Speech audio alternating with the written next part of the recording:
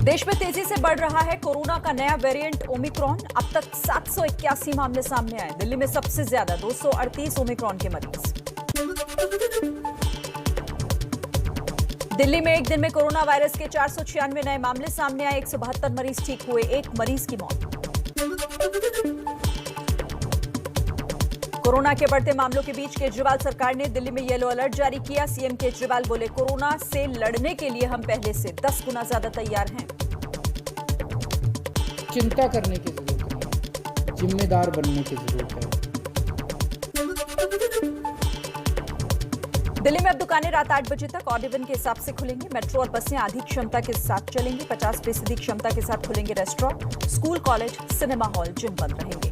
Salon खुल सकते हैं।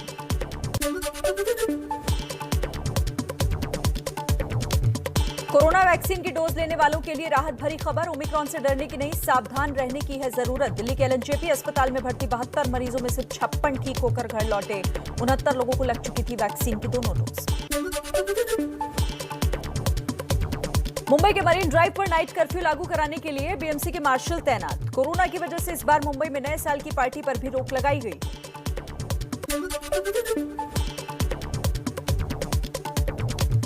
मलाड के जम्बो कोविड सेंटर में भर्ती लोगों के लिए बेहतर सुविधाएं मुहैया। बच्चों के लिए खेलने की जगह और संक्रमित माता पिता के लिए योग करने की भी जगह दी गई।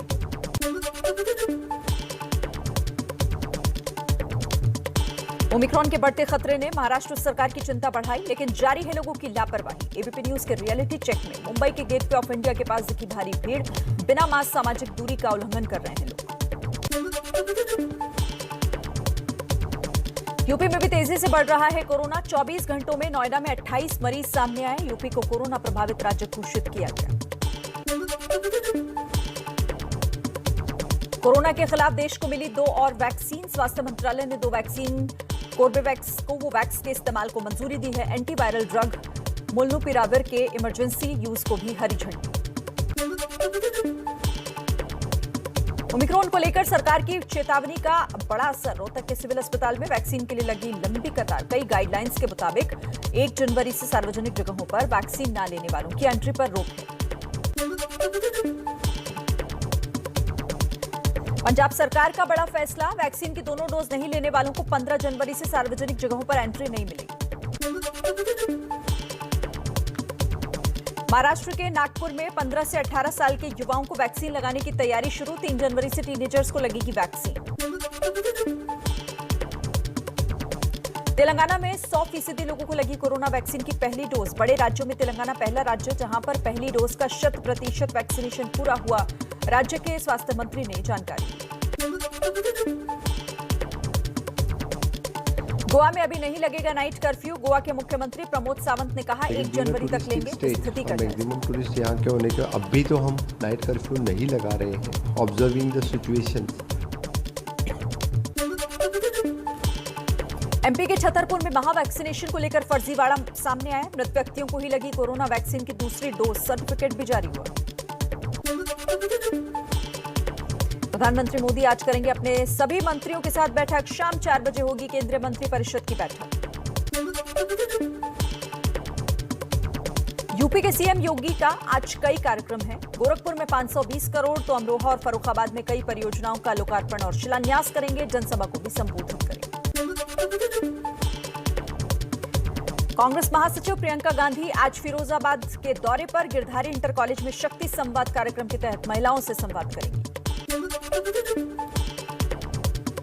चुनाव आयोग की टीम के यूपी दौरे का आज दूसरा दिन। चुनाव आयोग के अधिकारियों ने डीएम और एसपी को बैठक के लिए बुलाया। 30 दिसंबर को चुनाव तारीखों का ऐलान संभव। उत्तराखंड कांग्रेस की स्क्रीनिंग कमेटी की आज दिल्ली में बैठक। उम्मीदवारों के नामों पर चर्चा होगी।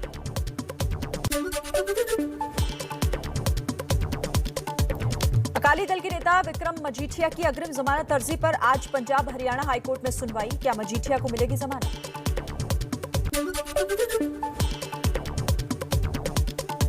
नीट पीजी की काउंसलिंग जल्द कराने के केंद्रीय स्वास्थ्य मंत्री के आश्वासन के बाद आज से काम पर लौटेंगे एम्स आरडीए के डॉक्टर्स। फोर्डा की हड़ताल जारी रहेगी। महात्मा गांधी का अपमान करने वाले ढोंगी बाबा कालीचरण पर महाराष्ट्र के अकोला में एफआईआर दर्ज। अकोला का ही रहने वाला है आरोपी बाबा। रायपुर के धर्म संसद में गांधी जी को गाली देने वाले ढोंगी संत कालीचरण ने फिर से किया बापू का अपमान। वीडियो जारी कर कहा, मुझे किसी का डर नहीं। अगर सच बोलने की सजा मृत्यु है तो स्वीकार है। मालेगांव विस्फोट मामले में एक और गवाह ने अपना बयान बदला। कहा, आईटीएस ने योगी आदित्यनाथ और आरएसएस के 4 लोगों का नाम लेने को मजबूर किया था। 2008 में हुए थे धमाके, 6 की मौत हुई थी। जब तक 5 आरएसएस वालों के तू नाम नहीं लेता है तब तक हम तुझे नहीं छोड़ेंगे। उसने जो 5 आरएसएस वालों के नाम थे उसमें प्रमुखता से योगी आदित्यनाथ जी, इंद्रेश कुमार जी, स्वामी असीमानंद जी, देवधर जी और काका जी। मालेगांव में गवाह के दावे के बाद बीजेपी हमलावर। मुंबई बीजेपी अध्यक्ष मंगल प्रभात बोले, एटीएस ने अपने आकाओं को खुश करने के लिए गवाहों पर पहले दबाव डाला था। बम हिंदू ने, पाकिस्तानी फूटते। पुलिस के जो ऑफिसर्स थे एटीएस के, उन्होंने अपने आकाओं को खुश करने के लिए सब किया था। अपने घर के अंदर कोई आदमी कभी बम नहीं फोड़ता है। ये हमारा अपना देश है।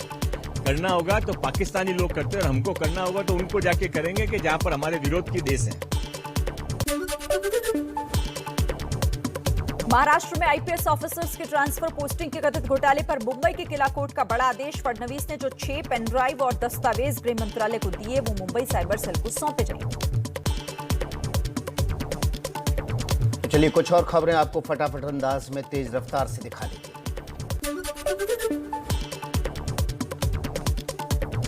महाराष्ट्र में स्वास्थ्य विभाग पेपर लीक मामले में खुलासा। न्यासा कंपनी के कुछ अधिकारी साजिश में थे शामिल। पेपर के लिए छात्र से 5 से 8 लाख लिए गए।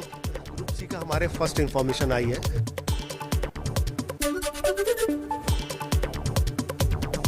इत्र कारोबारी से मिले कैश पर वार पलटवार जारी। कानपुर की रैली में विपक्ष पर बरसे पीएम मोदी। नोटों का जो पहाड़ जो पूरे देश ने देखा वही उनकी उपलब्धि है, यही उनकी सच्चाई है।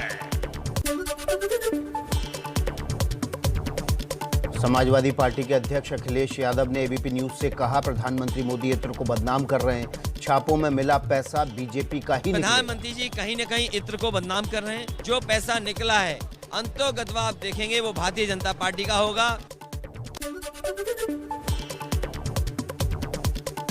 अखिलेश यादव पर अमित शाह का पलटवार। कहा, आयकर विभाग के छापों से अखिलेश परेशान। 250 करोड़ कैश किसका है? अखिलेश ने जवाब नहीं बनता है। इस समाजवादी अत्तर बनाने वाले के वहां से 250 करोड़ रुपया कैश मिली है। 250 करोड़ रुपया।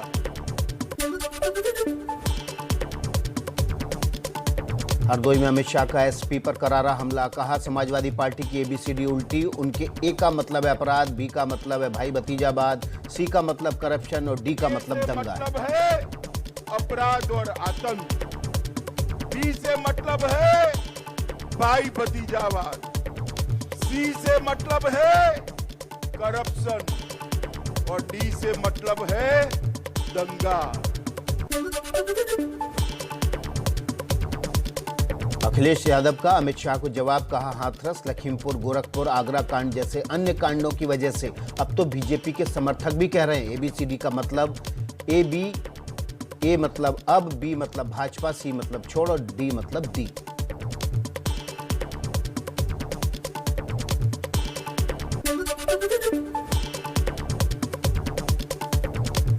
यूपी में गिरफ्तार इत्र कारोबारी पीयूष जैन के खिलाफ ईडी, डीआरआई समेत 5 एजेंसियां करेंगी जांच। ईडी ने दस्तावेजों के लिए जीएसटी मुख्यालय को चिट्ठी भेजी।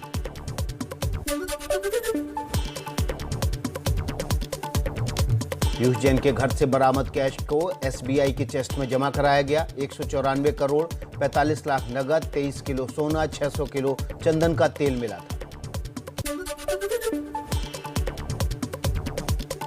गृह मंत्री अमित शाह का मिशन यूपी। वाराणसी में संकट मोचन मंदिर में किया दर्शन।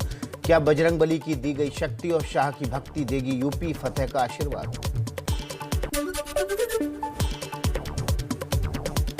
कानपुर के एक और कारोबारी पर शिकंजा। जाने माने मयूर वनस्पति कारोबारी के ठिकानों पर डीजीजीआई की लखनऊ यूनिट की छापेमारी। लखनऊ में राजनीतिक पार्टियों के साथ चुनाव आयोग की बैठक, बीएसपी ने ज्ञापन सौंपा, यूपी में विधानसभा चुनाव समय पर कराने की मांग की।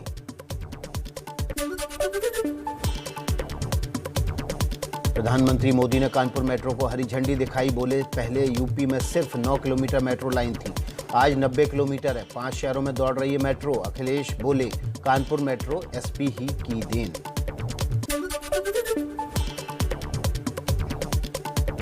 पंजाब में सीट बंटवारे का फार्मूला तय करने के लिए बीजेपी गठबंधन ने कमेटी गठित की, तीनों दलों के 2-2 नेता शामिल, मिलकर लेंगे फैसला।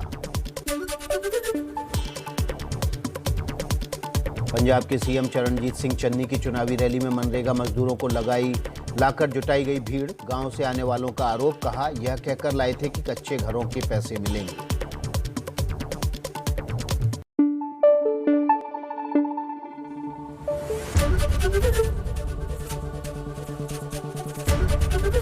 एबीपी न्यूज आपको रखे आगे।